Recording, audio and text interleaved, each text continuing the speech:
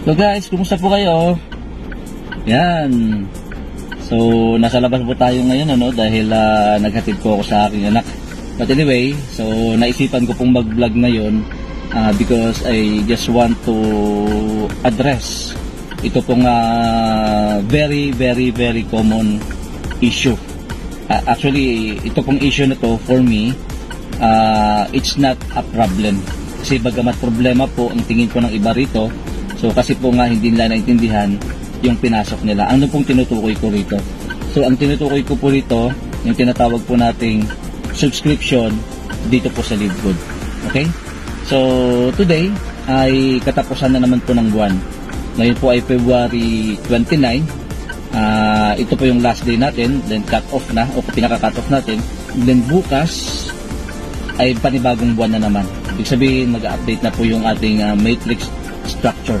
Kasi ito po ay tinatawag nating force matrix. So kung meron man mga malalaglag, magkakaroon po ng automatic compression.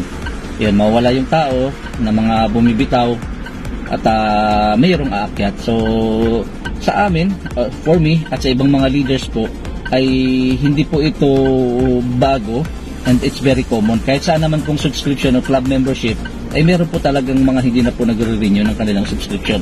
It's okay. And that is part of our business. Okay? Ayos ba?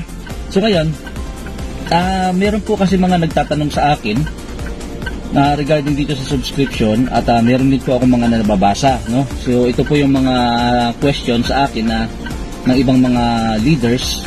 Sabi nila, Coach, anong masasabi mo doon sa mga taong bumibitaw sa subscription? Okay? So at ano daw ang masasabi ko, at nababasa ko rin po ito sa mga comment, no? Especially doon sa ating Facebook group. So mga comment nila na nahihirapan daw sila sa subscription at may mga bumibitaw. Yan, yun yung dahilan nila. So ang reason nila, dahil mahirap daw mag-invite. Yan, okay? So yun, kukunin natin yan. And then meron din akong nabasa na nahihirapan ako kasi wala akong ma-invite at 6 months na ako, wala pa akong spillover. 1 year na ako, isa pa lang spillover ko. At meron din nagsabi na 1 year na ako, wala pa akong spillover at mahirap ang mag-invite. Yan, okay? So, that is very common issue. And for me, hindi siya problema. Bagamat problem sa iba ang tingin nila because hindi po nila naintindihan yung pinasok nila. Nag-join sila sa LiveGood, hindi nila naintindihan. So may mga iba't ibang klaseng dahilan na bakit sila bumitaw. Kasi number 1, lack of knowledge. Maaaring nag-join sila sa LiveGood, in-invite sila ng kanilang sponsor na mali ang orientation. Ibig sabihin, in-educate sila in a wrong way. Okay, so paanong in a wrong way? So maaaring sinabi sila sa kanila na nag-invite sa kanila, mag-join ka rito sa LiveGood, maglagay ka lang. Ginawa pang investment, no? Maglagay ka lang at pagkatapos ng 2 buwan, wala kang gagawin, kikita ka na. Very common issue, may mga ganon, no? So napakaganda ng company, napakaganda ng LiveGood. So nasisira ang reputasyon nito at reputasyon ng mga leaders is because doon sa mga unethical networker. Okay? Yung gusto lang makakuha ng $25, maka-invite lang, ipapangako na nila ang langit at lupa. At ito naman, yung mga damuho, sorry po sa tanong ko ha, yung mga damuho na nag-join dahil sanay sila sa investment, sanay sila sa walang gagawin, sanay sila sa hindi na dapat nahirapan, kikita sila, okay, nag-join. Kasi yun ang sabi ng nag-invite sa kanila, mag-join. Ngayon, eto na, dumating na ang 2 months, 3 months, 4 months, 6 months, 1 year, walang spillover at hindi pa rin kumikita. Ayun na, lalabas na ang napakaraming reklamo.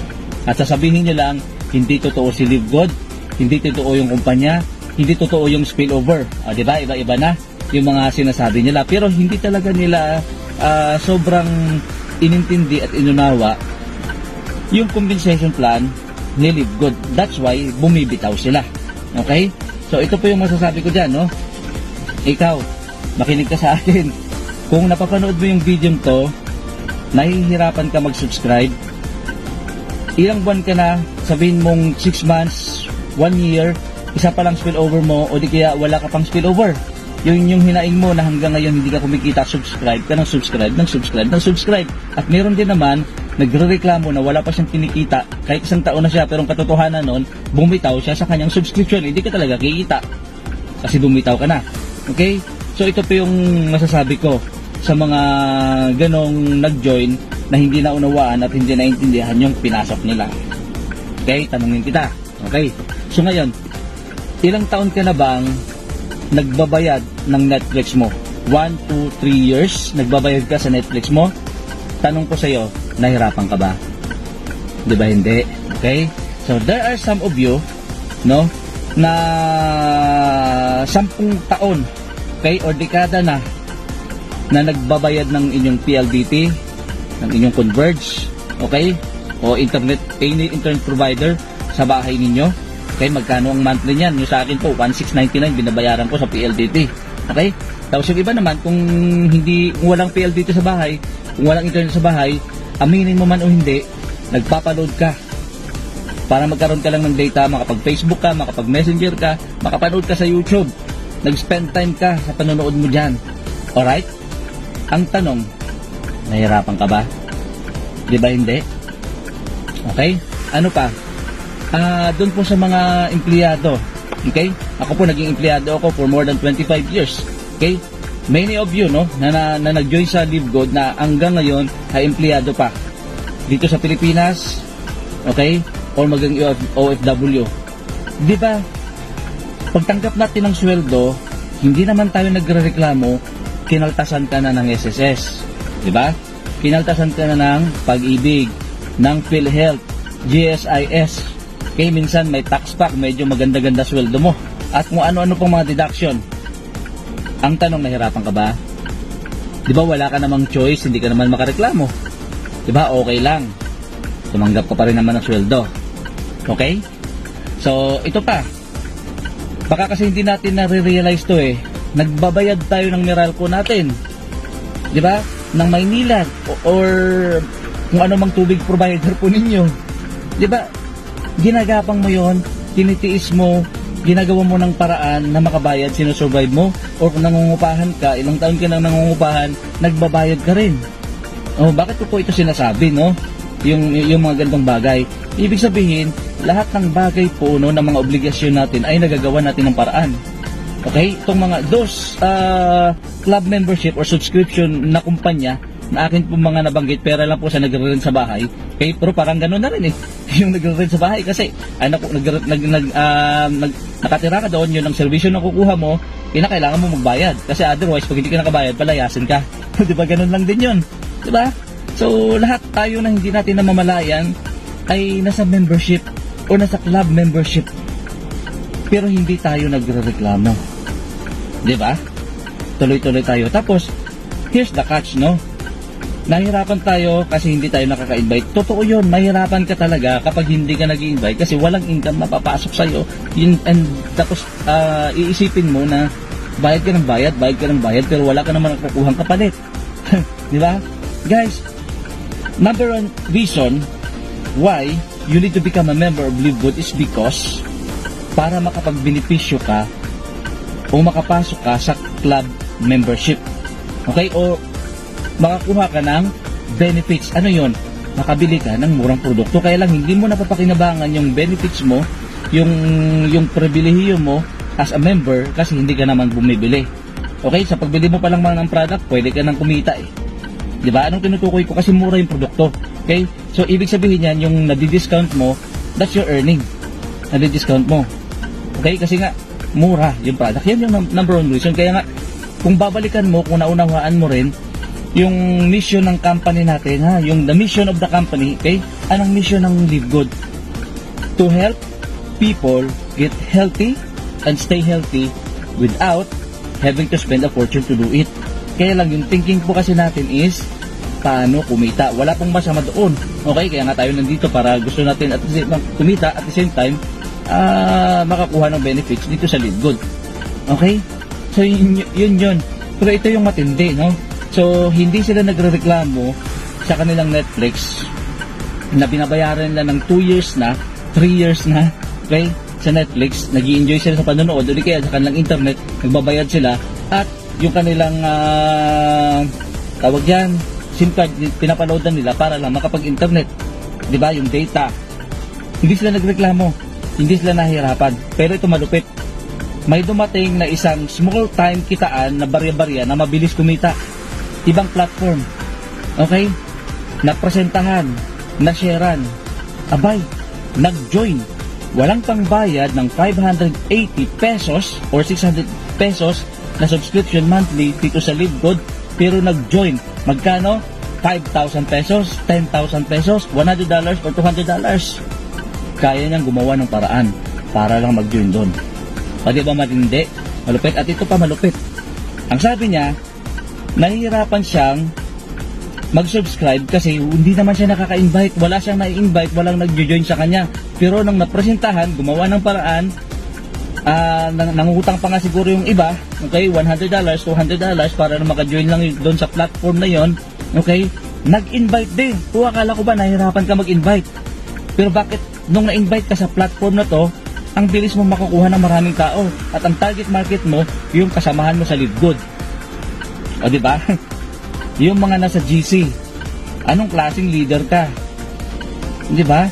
So tapos, kung tatanungin, may pangarap to. Okay? May pangarap. Pero kaya nilang isakripisyo ang kanilang integrity at makaapak ng ibang tao para lang sa kitaan. Because they are, focus on income. Okay? Hindi po tayo pretend, hindi natin kailangan ng income.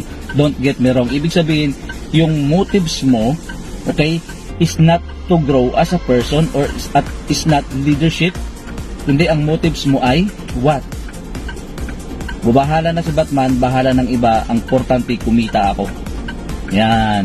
Okay, di ba? Alright? So, ganun lang yun, no? Hindi po, wala po akong pinaparinggan o hindi po ako nagagalit. Ito lang po yung aking observation.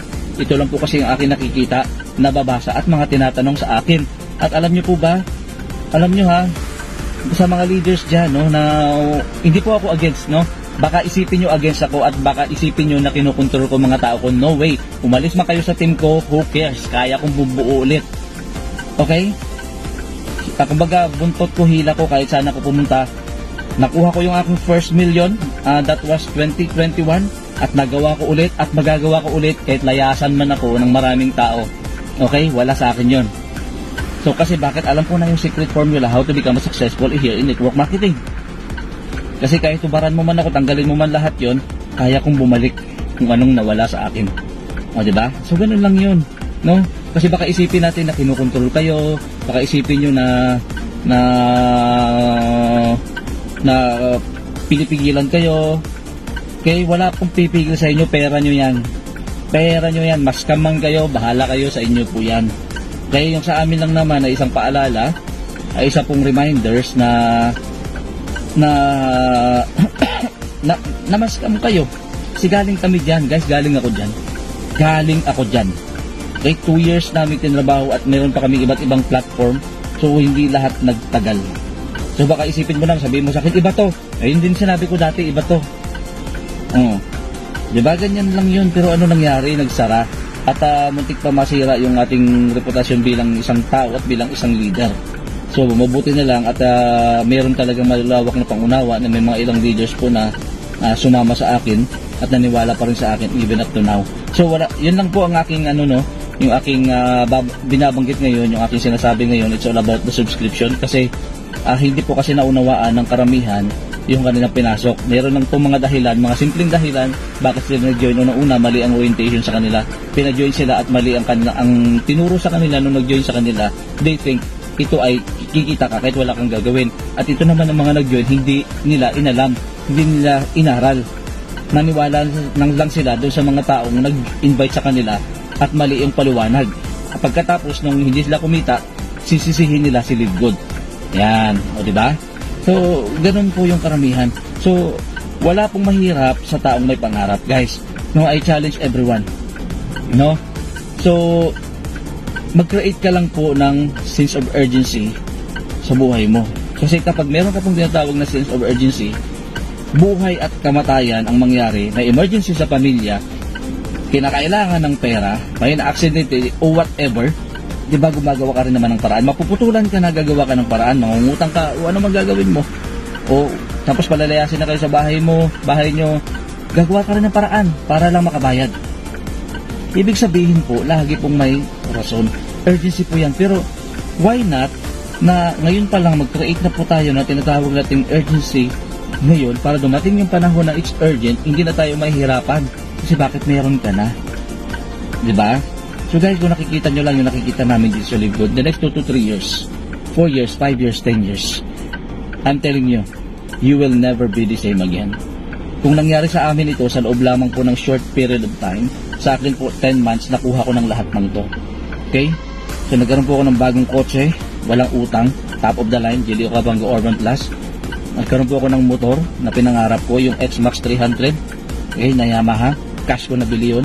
Laptop ng anak ko, ng laptop